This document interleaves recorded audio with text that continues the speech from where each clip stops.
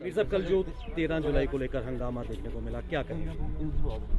हमने पहले से ही उम्मीद रखी थी कि कम से कम इस सेशन में इस तरह का दोनों तरफ से नोका जोकी ना हो, बट फिर भी शायद सिचुएशन ऐसी उत्पन्न हुई कि ऐसा सिचुएशन सामने आया।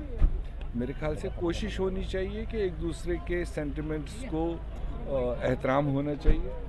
यही हमारा आज का सबसे बड़ा सोच भी था, मुद्दा भी था कि कम से कम ये हाउस प्योर एंड प्योर लोगों के इश्यूज़ को लेकर के डिबेट करे, डिस्कस करे।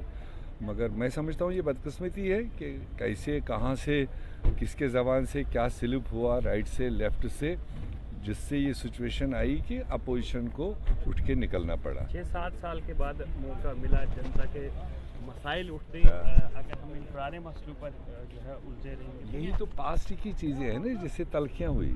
तो आज की ये कमिटमेंट थी कि उस तरह की चीज़ों को अवॉइड किया जाना चाहिए। इनसे ज़्यादा लोगों को पेट नहीं भरना है, चाहे वो किसी साइड से आया तो पेट नहीं भरना है। ये हाउस इस बार ज़्यादा से ज़्यादा 7 साल के बाद ये हाउस लग रहा है। तो जो 7 साल के मुद्दे हैं, जो लोगों के इश्यूज़ हैं, अनएम्प्लॉयड यूथ के इश्यूज़ हैं, बाकी लोगों के इश्यूज़ हैं, वो ज़्यादा से ज़्यादा हाईलाइट हो, सरकार उस पर अपना जवाब दे, ये टारगेट रहना चाहिए। मगर कैसे हुआ तो मैं खुद भी बीजेपी कह रही है कि जो 13 जुलाई का दिन है, ये स्याह दिन के रूप में बीजेपी मनाती आएगी। देखो, वो बहुत पहले से कहते आए, मगर पर जब सरकार 2014 से 18 के बीच में मैं वही कह रहा हूँ कि अभी वो रिसेंटली सरकार का हिस्सा थे, तो बेहतर रहता है जब वो सरकार का हिस्सा थे तब इस चीज़ को उठाते।